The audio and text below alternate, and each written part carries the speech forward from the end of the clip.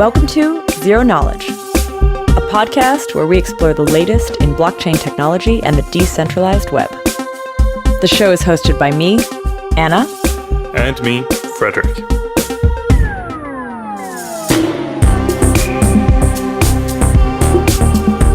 In this episode, we sit down with Austin and Igor to talk about bridges, xDai, and Austin's latest project that ties all of these things together called the Burner Wallet.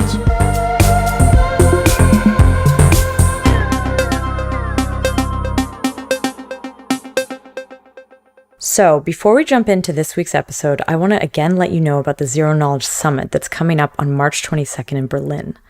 It'll be a day full of workshops, talks, and breakout sessions all about snarks, starks, and zero knowledge topics. If you are a dev or researcher working on these topics or looking to dive in, please submit an application to attend. The link is in the description. And just FYI, it is a small technical event with limited spots, so be sure to get your application in as soon as possible. Cool. So now here's our episode on bridges, xDai, and the Burner Wallet. Today we have Igor from POA and Austin from Gitcoin Labs, as well as our usual co-host, Anna. Welcome, everyone. Hello. Hey. So why don't you guys kick off with introducing yourself, your work, sort of what your background is, and how you got into this space a little bit. Austin, you can go first. Yeah, so I got started just as a lowly dApp developer. I built a couple little games, and as I played with the games, I realized that UX was really clunky. I had to hit yes and MetaMask every time I wanted to drop my, my fishing bait into my fishing game. And so then I started playing around with how we make UX better and how we kind of abstract away gas, and that led me to meta transactions, and then eventually to doing R&D for Gitcoin, and then building out the Burner Wallet, which is kind of this web wallet that lives in your browser, and it's kind of helping with onboarding, and it makes the onboarding process a lot smoother. And there are some trade-offs there with security because your private keys live in local storage, but we can kind of get into that later. But that's basically my story. And what about you, Igor? What's your story? I have a long story. I started in Bitcoin time. I worked as a consultant for several blockchain companies. And I transitioned to a consulting company based in Singapore and helped them to build consortium types of networks. And after that, the company I worked for, they closed their blockchain department, and we decided to start working on something that we were familiar with and to solve some problems which were interesting. And 2 years ago, we thought about how can we make an Ethereum network with some form of permissioned consensus, but with a token which can be tradable on exchanges. Basically, how to make public permissioned network. And our main idea was, can we make something like DAO and put this DAO in as a consensus part? And that's how we coined this idea of the first POA network, which is what we call POA Core, where DAO with some independent and non-affiliated validators can decide who are validators in this network. And as far as I know, it's the first implementation of this type of what we call meta consensus, where we have a layered consensus of underlying BFT consensus, and on top of it, we have this DAO which manages this validator set. This network was launched in December 2017 and in production since then, and gave us tools and ideas for further experiments. I think it's great to hear where you guys are both coming from. I know that one of the big topics we wanted to start with today was the concept of bridges.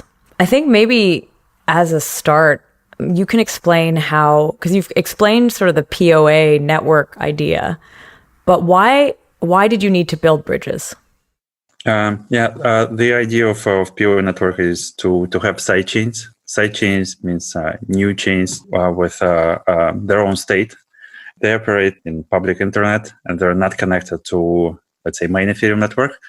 And when you need, for some reason, to move assets from network to network, you have to use some centralized solutions, as we know as exchanges. So exchange is a form of bridge where state of one network is moved into a centralized state of the exchange, and after some transformation, moved to a decentralized state on another network. So why do we need to have bridge for POA network? It's very simple. If you ever start a sidechain or a new blockchain and you successfully launch it, one of the main questions is how to get listed this sidechain on exchanges. And this is what usually people don't talk about because it's a recommendation from lawyers to not discuss exchange listing and so forth. But in reality, you have to do this. Otherwise, community, which we call them contributors, but many people call them investors, will put pressure on project. And this project is usually starts with a word when, and after like when token sale, when mainnet, and after when exchanges. So when exchanges is a crucial question after you have your mainnet launched. And we had an idea. Okay, guys, it's kind of hard to make a native token listed on major exchanges. Let's have it listed at least on one big exchange, but also let's make our token tradable on DEXs, decentralized exchanges. And to make it tradable on DEXs, you have to have this token on Ethereum. So some projects start as ERC20 token, and after they migrate from Ethereum to their own sidechain, like EOS, right, or Tron. But some projects like POA, it's not very popular way, but they start mainnet first, and after they bring their native token into ERC20 representation on Ethereum mainnet. That's why we built our first bridge, and this bridge is exciting for many reasons. So first of all, the liquidity of this sidechain is on two networks at the moment, right? So 95% is on sidechain itself and 5% on mainnet. This token is tradable on exchanges on both sides. And this bridge is in operation since May 2018 and in production since then without outages, without security incidents. So before you continue, because one thing I think we haven't really done yet is define exactly what a bridge is. And Frederick, I don't know if you want to kind of start that off. Like, do you want to start off that definition? Because I know that Parity also has done some bridge work. Sure. First, I wanted to add a comment as well to what Igor was saying about the exchanges, because when an exchange goes to list something, if it's a native token and they want to list that, they need to run a full node of that token. They need to integrate that into their whole framework, and this is a ton of work for an exchange. But an ERC20 token, they already have all of the infrastructure to basically just flip a switch to list it. So that's why it's a lot easier for an exchange to list an ERC20 token than a native token. Like they don't have to set up all this infrastructure to run extra stuff. But yeah, so bridges, it's a fascinating topic. It's something that's been going around for a long time. There's obviously now projects devoted entirely to like build out bridge infrastructure like Cosmos and Polkadot to some extent, and what POA is doing. And yeah, like we at Parity started this as we had the POA proof-of-authority networks running in companies and various things, and these companies wanted to either interact with data in the mainnet in some way, or like we didn't really necessarily come to it from the token perspective. That was the first thing we built. That was sort of the easy thing. But like a lot of them, they want to run a completely private network with, their own stakeholders and own authorities. So what POA network has been doing, like this DAO on top, essentially kind of drives POA towards POS, where there's like another layer of governance and organization around who these authorities are. And it's not just like, these three big banks are the authorities. So, I think it makes total sense in that model to then want to like bring a lot of this stuff back to mainnet. But yeah, a bridge as a concept, Ethereum to Ethereum bridge is one thing. Bridge to like Bitcoin is something completely different. So it's hard to talk about it as a generic concept.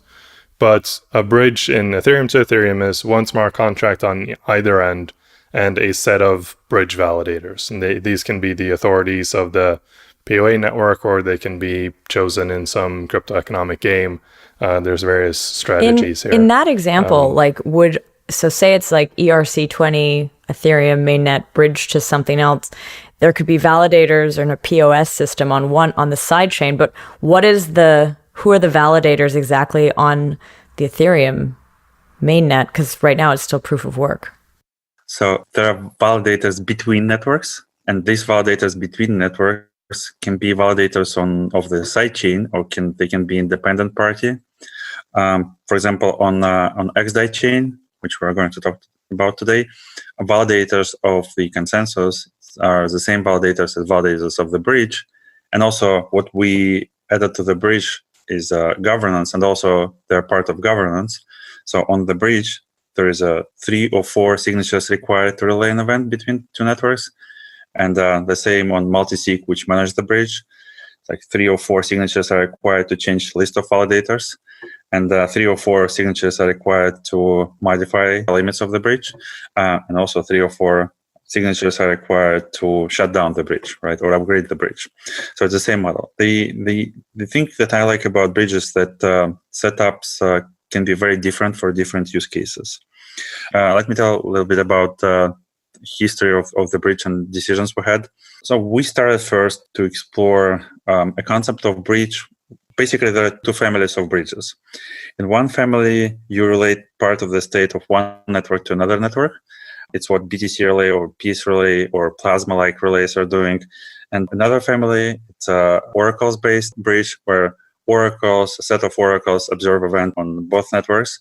And after a number of events per one transaction are what we call aggregated, they relay a message in the form of transaction from network to network. Within smart contracts, they can make lock-on-lock of tokens or mint and burn. And these different modes of bridge operation can give different scenarios. For example, POA20 bridge, where we move native tokens from POA network to ERC20 representation, which we call POA20, native tokens are locked and unlocked, right? And validators relaying these events create new tokens on Ethereum mainnet. So they mint, and when tokens relayed back, they burn mint tokens. So it's a lock-on-lock and mint and burn. If we set up ERC20 to ERC20 bridge, it can be lock-on-lock and lock-on-lock, right? It can be lock-on-lock, mint and burn, mint and burn, and mint and burn. So you've just described 2 modes of bridges.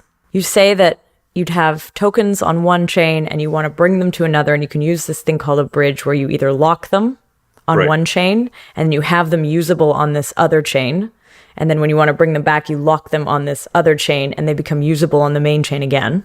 The other one is this mint and burn. And you mentioned, Frederick, that it's often 2 sets of smart contracts on either one of these chains. That's right. Is that the full definition of what a bridge is? There are some additional pieces of this thing. For example, if you have 2 smart contracts and you have validators between them, you want to know, do you have like enough balances on these validators? Do you have the same balance of minted tokens, locked tokens? So that's why we created monitoring tool. So that's some like third component, right? So one is a set of smart contracts. Second is a set of validators, bridge monitoring tool. Also, we provide deployment tools in the form of Ansible playbooks. So it's good to have the unified distribution for validators. That's for main components, and also the UI, right, which is important. So I think conceptually, you're right, Anna. I mean, it's these sort of 2 smart contracts and authorities that oracles, or whatever you want to call them, observe events on one network and make them happen on the other, whether it's locking or minting or whatever. But of course, as an actual product as a whole, it needs a lot more built out than just the smart contracts. We used to talk about, and I don't know how this is exactly related or if this is actually the same thing, but is this an atomic swap? Like, what's an atomic swap and what's a bridge? Are these different things? Yeah, I would say so. An atomic swap typically means that one thing is moving in one direction and another thing is moving in the other direction. And you're guaranteed that both will happen or none will happen. Whereas here you're really just moving something in one direction. But you have a claim like a bond. Yeah, you can be guaranteed that you can move it back later, but not both are happening at the same time. That's right. So they're are they in the same family or are they completely unrelated? I would say that an atomic swap is a type of bridge because, like, if you want to bridge Bitcoin to Litecoin, you use an atomic swap where you move Bitcoin on one side and you move the Litecoin on the other side, and you're guaranteed that either both will happen or none will happen. And you do this through hash time lock contracts, blah, blah, blah. But yeah, I would say it's a type of bridge. What do you think, Igor? I agree. So it's better to think that atomic swap is a part of bridge and not otherwise. I don't exactly get how do you move Litecoin onto that chain though? How do you move it in that even in that example without the freezing, without the mint and burn? You don't move anything on so you just move Bitcoin to another Bitcoin address. You move Litecoin to another Litecoin address. You're never actually like moving anything in between. I mean, you're not doing that in the other bridge either, but conceptually maybe you are. But like in an atomic swap, it's even less so conceptually. Okay, cool. That actually cleared up something. You kind of mentioned this before. So the decentralized exchange kind of takes the role of moving tokens from one chain to another in a way. But these bridges, like, do they compete with exchanges? Do they replace a decentralized exchange? Do they work in tandem? Do decentralized exchanges use bridges? Yeah, many questions. Sorry. I don't know where to start. Decentralized exchanges on Ethereum, it's a way for a token of a sidechain to get liquidity on another network, right? Also, this bridge token can be listed on centralized exchange. And interestingly, this bridge token can be listed in one pair with native token. So for POA, there is a pair on one exchange called HitBTC where POA can be traded for wrapped form of POA into POA 20.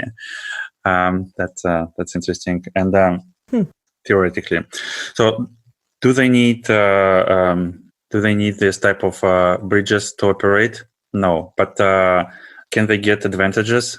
For sure, yes.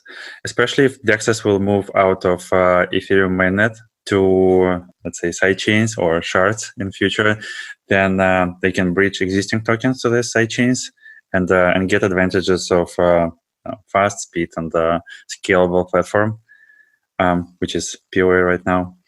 So that for sure can be an advantage for decentralized exchanges and for centralized too. I personally think that decentralized exchanges are more open to this type of innovation. Yeah, I'd say the holy grail for a decentralized exchange is to be able to trade between major networks. And so right now on a decentralized exchange, you can trade wrapped Bitcoin and then be guaranteed to kind of get your Bitcoin out on the other side. And that is actually then bridged. But this is pretty new. Like a year ago when everyone was working on bridges, like the decentralized exchanges were just trading ERC20 tokens, and like only the native Ethereum one, like they didn't really bring in other assets. Whereas the ideal goal for a decentralized exchange is to trade Zcash, Bitcoin, everything on the same place, and for that you need bridges because these networks will never like abandon their own consensus model and like opt into someone else's. So you need to bridge these networks to be able to trade them properly decentralized. Cool. Austin, do you have any thoughts on any of this? So I just think, but my way of explaining a bridge is it's just an account that you're sending it to. So we built Igor's bridge right into the burner wallet. So it's a nice little native thing. So someone can just hit like an exchange or I think the button is exchange actually, but they basically just hit the exchange button and they can go, I want to go DAI to xDai, and they just kind of hit go and it does it for them, right? So we're able to use his bridge without having to use his UI, which his UI is great, right? But I want it to be native within mine. And all that's happening is basically I'm sending DAI from my wallet to his validator, right? Or the other way around. So for me, it's just like sending a transaction and a couple minutes later, it lands on the other side. So that's how I think of him. Little Oracle magic in the middle. Yeah, so when you say exchange there, I mean, you are exchanging DAI for xDai. So in that sense, it is an exchange. but it's a one-to-one exchange. You're not like speculatively trading in that sense of an exchange. So yeah, it depends on how you define an exchange. It gets a little bit muddy. Right, maybe. exactly. And there's not a lot of speculation when it's pegged to the dollar too. Yeah. When we launched our first bridge in production, it was one of the first bridges on the market, right? And that was very interesting to understand. Is it legal, right? Do we need to make KYC and ML on both sides? Can we make it this way that it will not constitute money transmission and will not be regulated? And those questions are still open, but we modified some things about this bridge that we think that it doesn't constitute money transmission, and we have legal opinion about it. And to make it not money transmission, you have to, think about, are both networks centralized, right? Let's say they're not. And is this party which relay events centralized or not, right? So for all our bridges, we have 2 or 3 or 3 or 4 signatures required to relay an event. And these parties are independent from each other. They're non-affiliated with, let's say, business activities. And also, we don't call this exchange because the exchange, as you mentioned, can imply these things. We call them self-transfers. And that's interesting. When you send funds over the bridge, you can receive it on the other side only to your own wallet. So you can send it to the next destination only by having private key. So it's like moving assets from pocket to pocket. Because if Alice can send funds to Bob, more likely the bridge will be a money transmitting service, and we'll need to have KYC and ML on both sides, like regular exchanges are doing, right? They have to have accounts, confirmations, verifications, a limit, suspicion activity reporting, complying with Bank Secrecy Act, local regulation, and so forth. So that's a very important aspect for interoperability. And I think that like every project should think about this. Like, are you money transmitter or not when you transmit tokens between networks? I guess it helps to also define the difference between a decentralized exchange and a bridge, which is that, as you just described, in a bridge, you are actually locking a token in your wallet on one side and moving it to your wallet on another. Decentralized exchange in itself is only a smart contract on whatever network we're talking about, like Ethereum. It doesn't ever leave Ethereum. So you can't trade like anything that is on another network in a decentralized exchange without a bridge. That's right. Okay, but that's not what I just mentioned. Was more like who owns the accounts that hold the things. And what I understand is, like, in the bridging, you own the accounts on both sides. And so you're not really exchanging anything. You're just moving your own funds around. Whereas in a decentralized exchange, are you also moving it between 2 accounts that you own or not? You would move it to, like, you'd move your Ether or your token X into the exchange, into the contract. You leave it in the hands of the contract. Yeah. And then, someone else puts their stuff in, and then, you get theirs and they get yours. So I guess that's a money transfer, but it's managed by the chain and by the contract. So there's no entity to do the money transfer.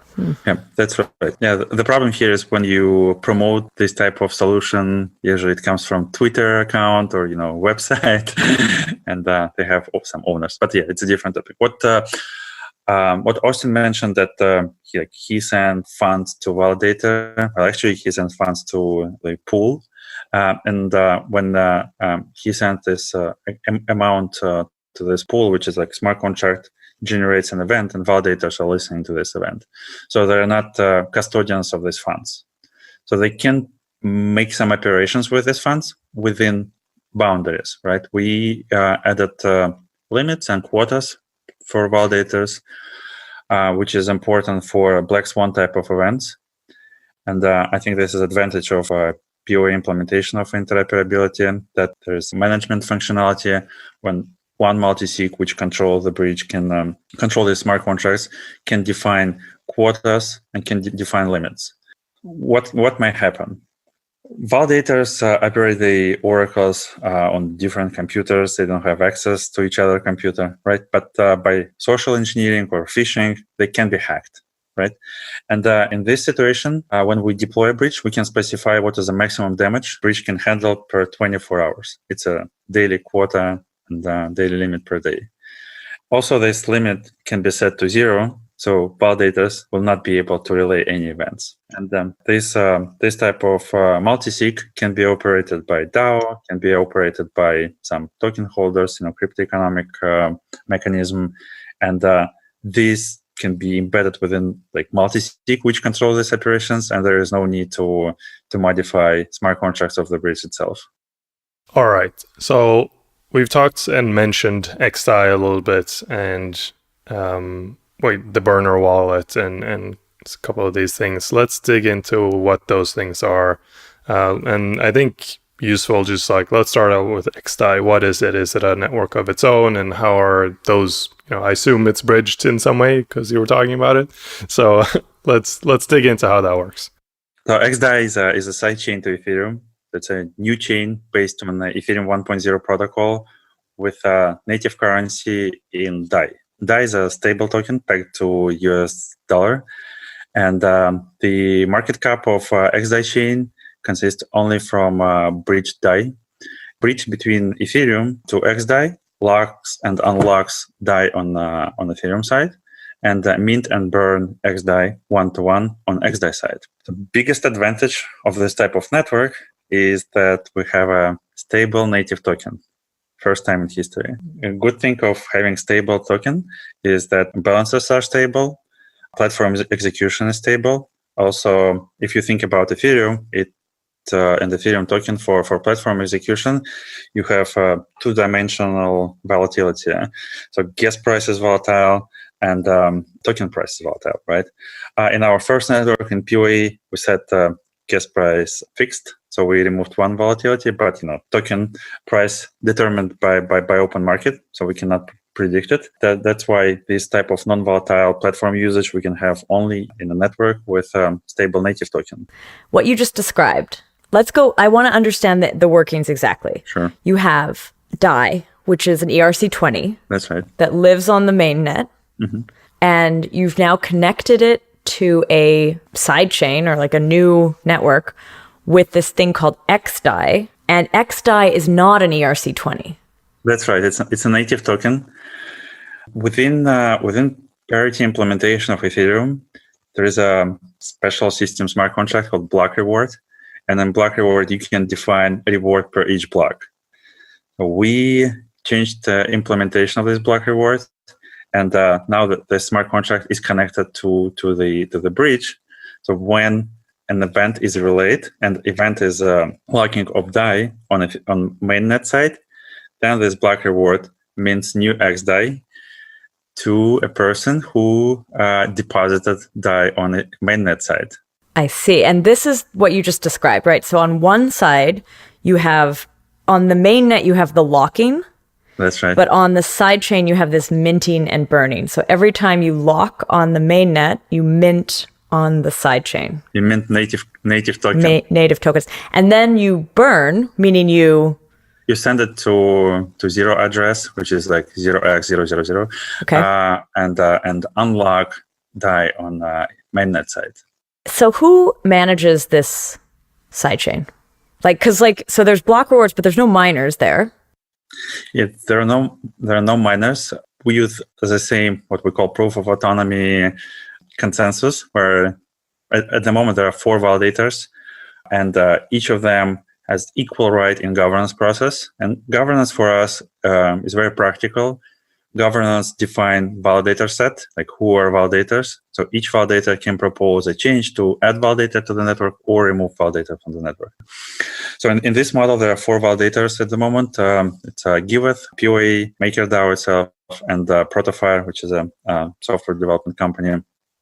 So 4 independent validators. The network itself started with 1 validator, and it had what we call trusted ceremony when first validator started the network and generated first initial keys and distributed these keys to first initial validators, and after burned all unused keys. So in our setup, we had 12 initial keys.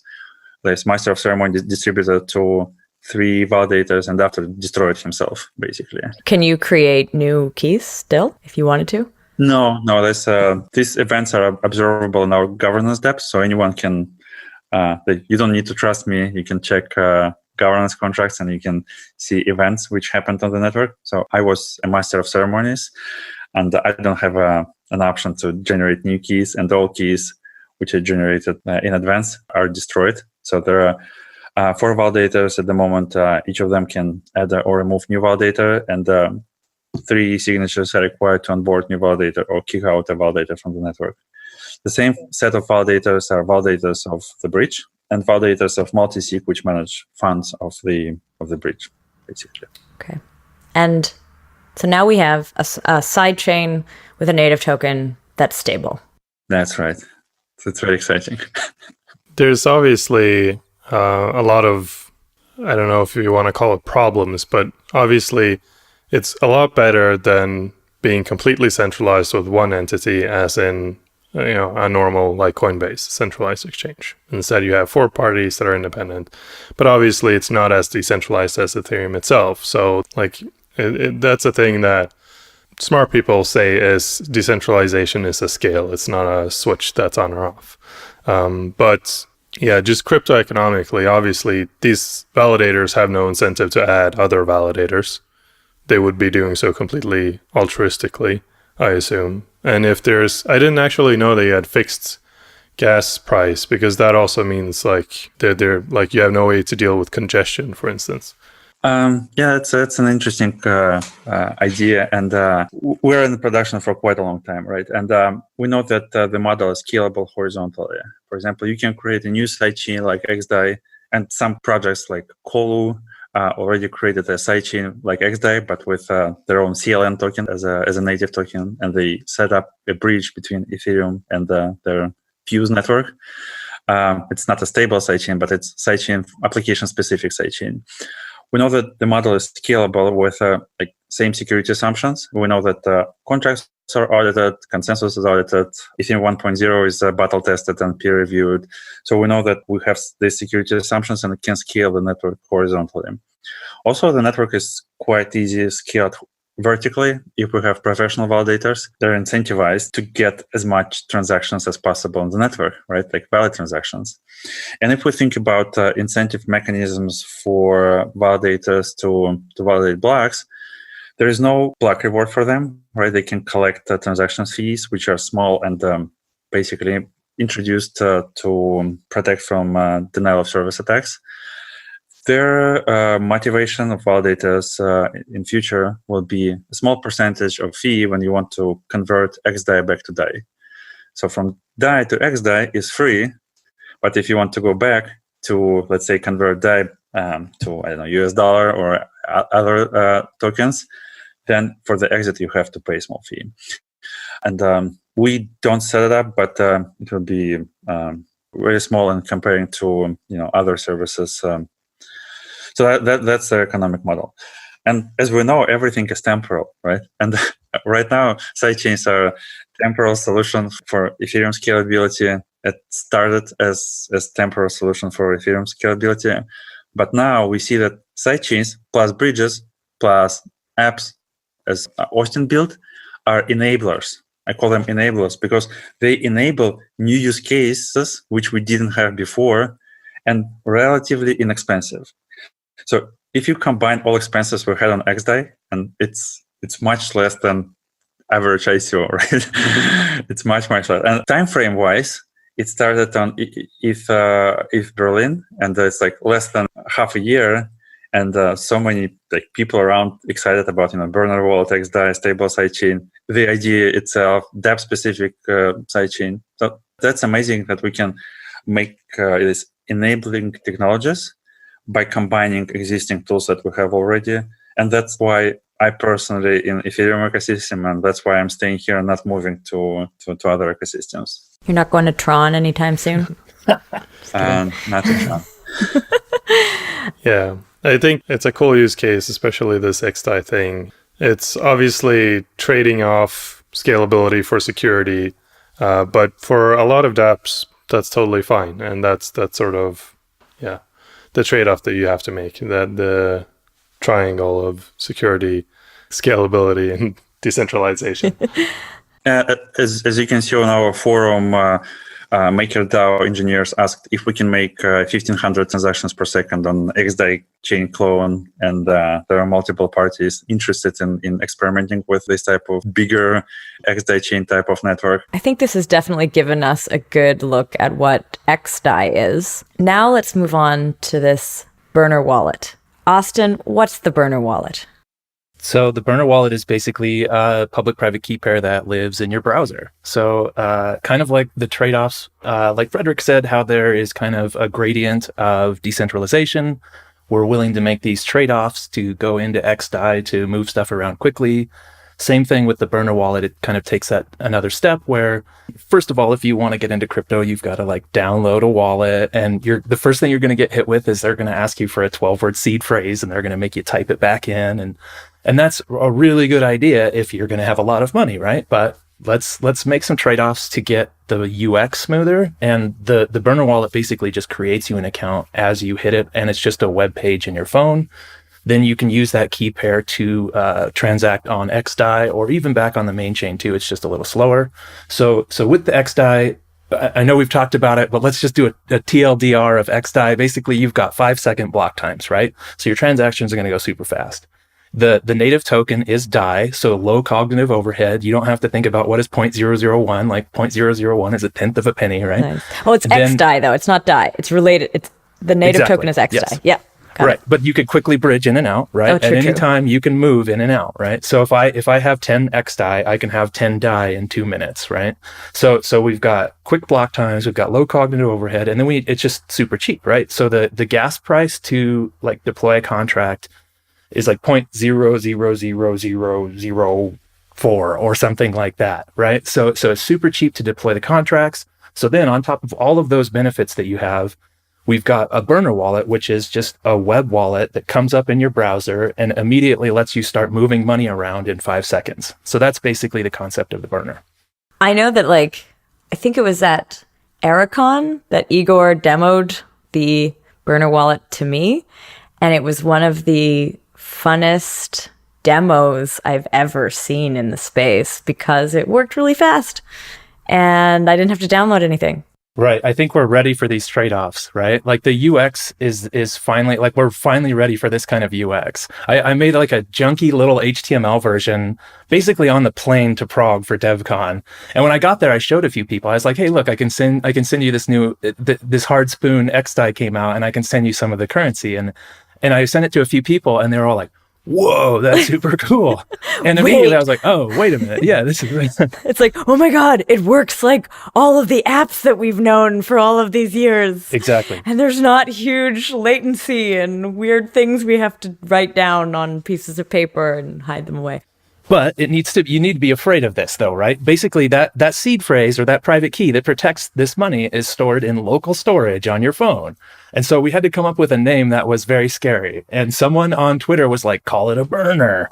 And you kind of think about the old Baltimore cop show, but it's a really good example of like the name really defines what's going on there, right? Don't put a bunch of money into a burner. Yeah.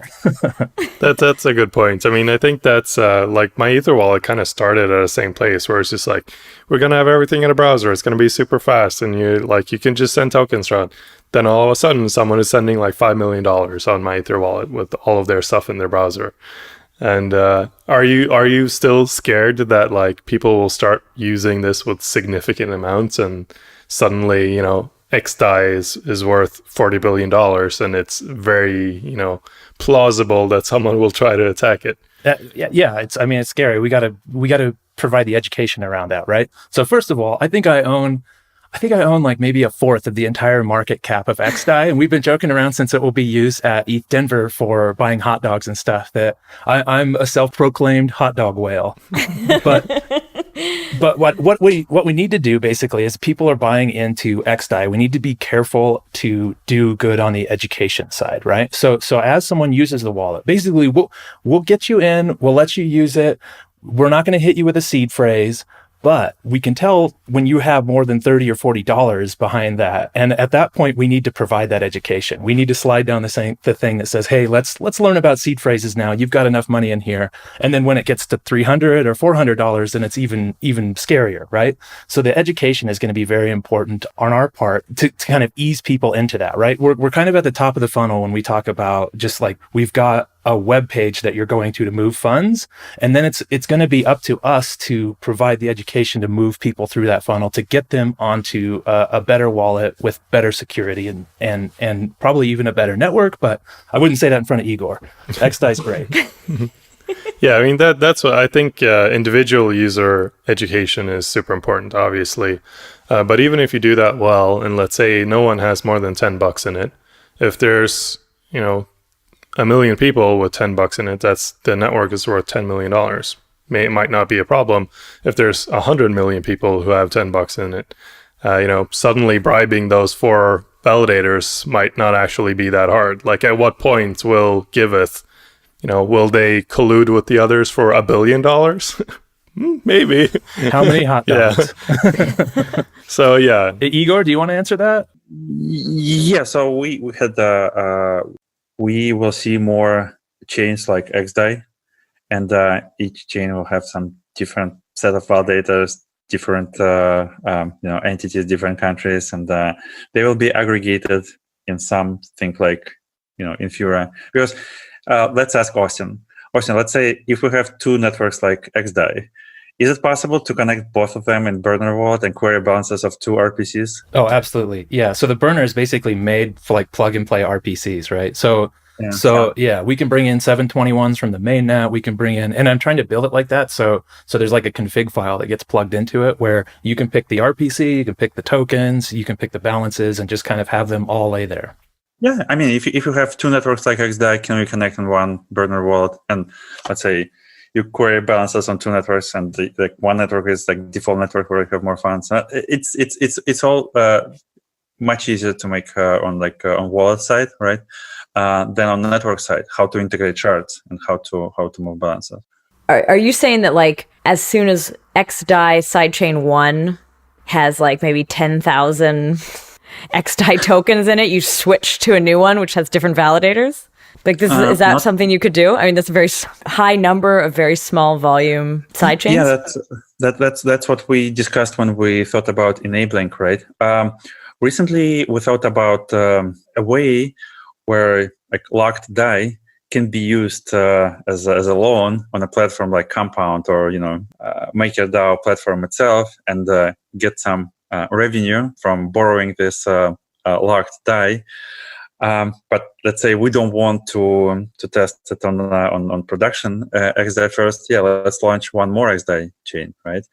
And make incentive for merchants to sell something on xDai, because when you sell something for xDai, you can set lower price because this locked DAI will be loaned to someone, and revenue from this loan will go back to the network and will incentivize merchants to decrease price, right? So you can basically you can say, yeah, here is one product for $1 US dollar, or for 0.97 xDai, and this type of experiment most likely will be on a new sidechain.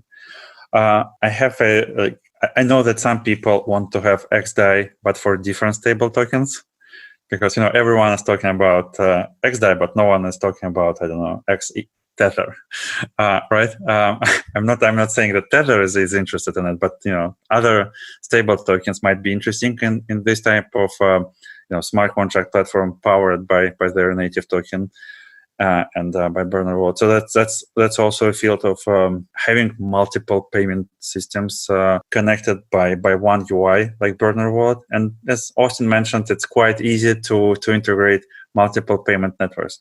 So I think this risk will naturally spread and decentralized across multiple chains.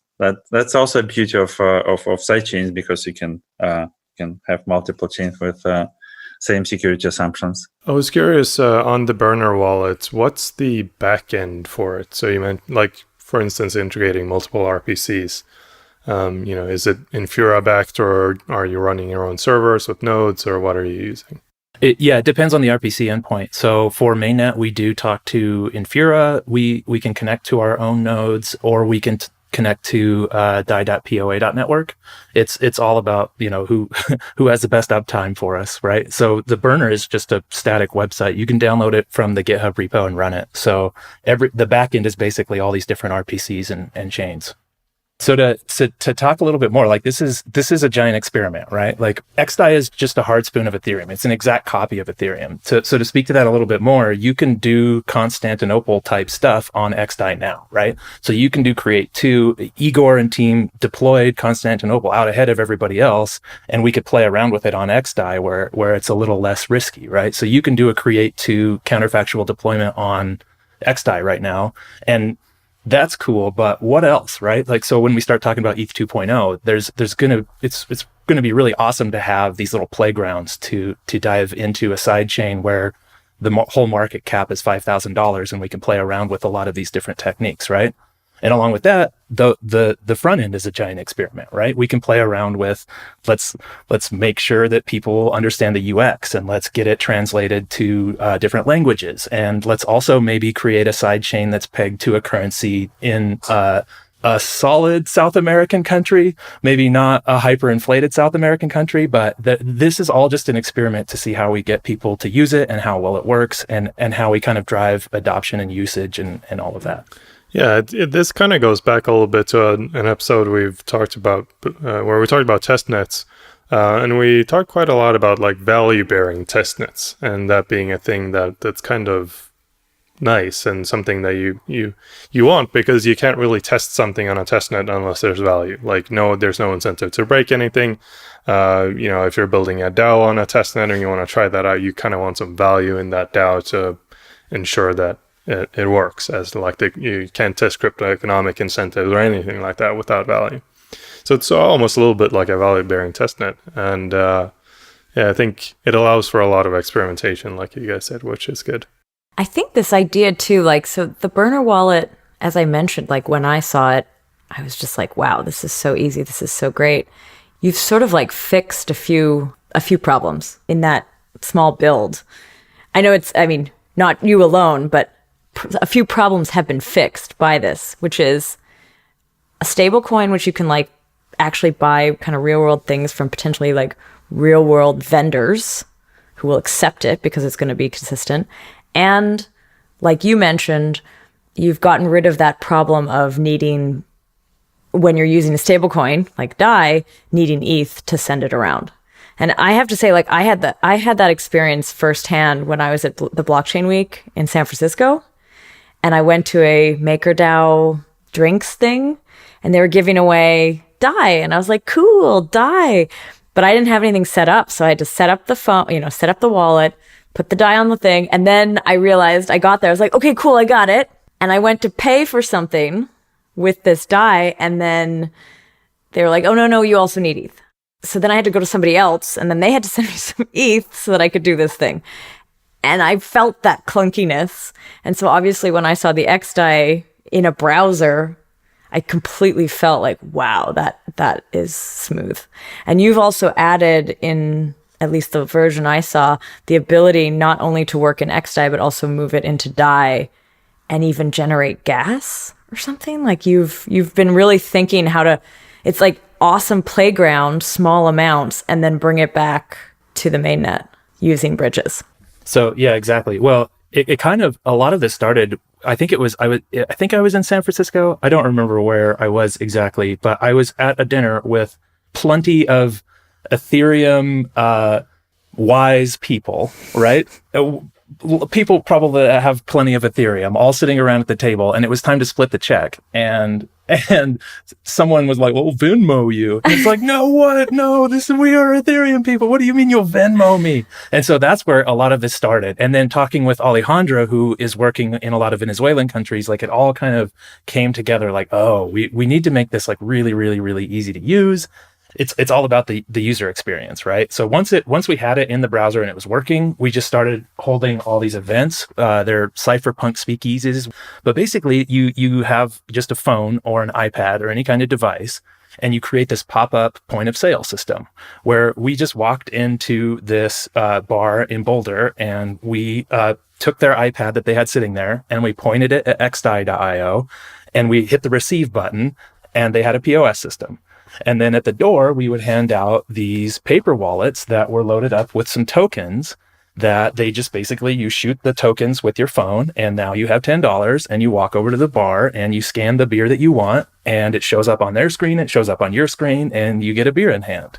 So we just rounded off all the sharp edges along the way, and we did this over and over again, where someone would say, oh, I wish I had, a max button here. I wish this form would save the information for me. I typed in the number and then I hit scan, and when I came back, the number wasn't there, right? That's been like my last month, has been just watching people use this thing and writing down scribbling all sorts of notes and just watching people use it to try to make it as smooth as possible.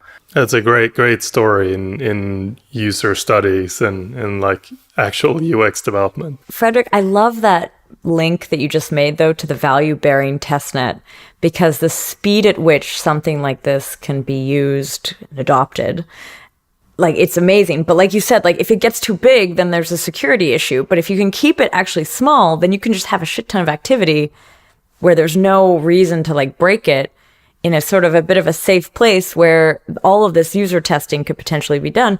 And then when other solutions come in that can actually protect larger volume sidechain stable things, then maybe the UX will be there. Because I know that's been a huge complaint. We've done a few episodes on like the issues of users, not, user experience. And being able to bridge in and out of these sandboxes in a minute is super powerful. Maybe, do you think these sidechains could replace the testnet? I think they can be like a staging environment. In most software development scenarios, usually we have a staging network, test network, and production network, right? In crypto space, we didn't have this staging environment, and I don't think these sidechains will be replacements, but they can be used to test crypto economic behavior and incentive, which is hard to test on testnets. Also, I'd like to add about new features of Burner Wallet. You asked Austin about this feature, and I'd like to explain it if possible, right? When you get your xDai, right, usually you want to convert it to DAI, right? Because DAI is tradable on exchanges, and DAI is more stable than xDai, so to speak. And when you convert xDai into DAI within Burner Wallet, like a week ago, you're locked in your Burner Wallet because you don't have Ether to send DAI back, right, to new addresses. And now there's a feature where you can sell part of your xDai and get some Ethereum. So theoretically, I don't know, Austin, can we send Ethereum from Burner Wallet right now? Sure, yeah. So what he's explaining is basically the exchange, and it goes from ETH to DAI to xDai, and then if you run a native token on xDai, this is a good way to explain it. We keep saying that xDai is a token, but do you consider Ethereum a token, or is it like a native currency? I would say Ether is a token, yeah. Okay, Ether is a token. Okay, yeah. So ETH, so basically I think of DAI as a token that runs on ETH, and so what we've done is we've deployed a token for ETH Denver called Buffadai, and that runs on xDai. So if you think about the conversion process, you've got ETH, and then that goes into DAI, and then DAI goes into xDai, and then xDai goes into Buffadai, right? And you have all those different bridges and rule sets that can be tweaked depending on how you want to run those. But, and actually, to the user, they're going to go the other direction, right? Mm-hmm. They're going to start with the, what do you call it? Buffadai? Buffadai. Like, so Buffacorn is the mascot of ETH Denver. So Buffadai. Oh, I keep hearing Buffy-dai. Buffy-dai. Like, yeah, Buffy-dai. Yeah, I don't know how to pronounce it. Vampire Slayer. Buffy. Cool. Yeah. But so I think I'm hearing it wrong. But okay, so but they're gonna get it from the other direction. So I still can't pronounce this. Buffadai. Yes. Buffadai to yes. Buffy-dai to xDai to DAI, and then DAI. No, wait, actually, no, it's, but you're going ERC20 to native, Yep. Native to ERC20, Yep. ERC20 to native. That's exactly right. Huh. Yep. And Why? it all happens natively right in the burner wallet, right? So you can go from xDai to Ether by just hitting buttons right in the UI within the burner. So why, you ask? So let's say what we want is to stimulate an economy at ETH Denver, right? We want this pop-up economy where we can have these food trucks that can be accepting xDai, a token that we just made up. And that xDai needs to have value, but we don't want participants to just take their $30 or whatever they get and just off-ramp it and walk away. So what we do is we have a special contract that says the token that we've minted to all these users can only be off-ramped by the vendors. Anyone can on-ramp some into it, and they can off-ramp the amount that they on-ramped, or whatever. They can get out what they put in, right? They can withdraw what they deposited. But the main balance that we minted them can only be taken out by the vendors, right? And we can just do that with a few simple lines in a smart contract. So what we've done is we've minted this token that only really has value to the vendors. They let people buy those things with the tokens. We don't have to have a bunch of money wrapped up in it because we only have to off-ramp what the vendors off-ramp, and that's what we pay them for. So it allows us a lot of flexibility with the tokens. And we did the same thing with the speakeasy. You walk in the speakeasy, you get $10, and it shows up as $10, right? It says dollars right there in your phone, but really it's just a token I made. And at the end of the night, after everybody is paid, then I can just go up to the bar and look at the balance on the iPad, and I off-ramp them to fiat from there. It's really cool. It sounds like there's a lot going on around xDai and around the burner wallet. How about you guys just give us a little bit of an update about what's coming up? Okay, so basically ETH Denver is going to be the trial by fire for the burner wallet. No matter how many little 30-person events I have, when 3,000 people all show up and start using this thing, I keep saying on Twitter that it's going to go up in fire because I keep using the fire icon for the burner wallet, hoping that like going up in flames is a good thing, but it could be a total disaster. Hopefully not, but we'll see. So after ETH Denver, basically, there's a lot of really cool things on the roadmap for the burner because what we have is sort of this easy to get to Web3 provider. And so from there, we've been thinking about ways that we could use this for other onboarding, right? Not just a wallet, but for dApps. If a dApp can have a wallet that's integrated into their page. So at Gitcoin, we always have this kind of gasless Gitcoin unicorn project that's out on the horizon. Well, if we deploy wallet.gitcoin.co and it's a burner wallet, and then we iframe that in and inject it, then basically you could have a gasless experience where you go to Gitcoin, it detects that you don't have Web3, a little burner wallet slides down, you drop 5 cents into it or something like that, and you're good to run for a while. And you can, instead of just having like every single pop-up to sign things, since it's only a nickel, you can kind of just put it on autopilot and let it go. So going back to like those games that I built about a year ago, where you were constantly hitting that dialogue, if I build a wallet into that, or the other way, not just iframe, but if it's like a sign-in with burner and we use post messages to kind of talk between the burner and the app, basically you kind of create this MetaMask that lives in the browser, and then you can kind of just send it $2 and you could go play my game Gallias and just put it on autopilot, and now you're just clicking buttons and building ships, and you're sailing ships, and you're going fishing, and all of that stuff that was kind of impossible last year because it was kind of clunky now becomes possible with this injected Web3 that comes from the burner wallet. And collectibles. And collectibles, yeah. We're going to do collectibles at ETH Denver, and we'll see how that goes. But yeah, that since xDai is kind of a sandbox for Ethereum, and the burner is kind of a sandbox for a wallet, it lets us iterate really quickly. Like we were able to deploy collectibles. Like I started working on it 2 days ago and it's live in production now. And to be able to do that on a wallet would be really hard if I had to like ship that to an app store and stuff. Cool. What about you, Igor? For the bridges, we're working on the incentive model, how to take fees when funds are moving from network to network. And this is important to keep validators incentivized. The next big feature is arbitrary message bridging, where any arbitrary message can be bridged between networks. And that's important for games and applications with metadata. We have multiple requests for this type of functionality, and we are working on it right now. For xDai, the most important is to have this seamless experience as long as possible. We make our infrastructure like more auto-scalable parts that we're providing. For example, RPC endpoints are auto-scalable, and we plan to battle test them in East Denver. And what's interesting work we plan to do with Bridge for xDai is we plan to implement some form of ZK ERC20 token standard. So you can deposit a node, like ZK node on the Ethereum side, and you will get anonymous xDai on xDai side. So this will provide some plausible deniability to these burner wallet transactions, and especially if you burn your private key after usage.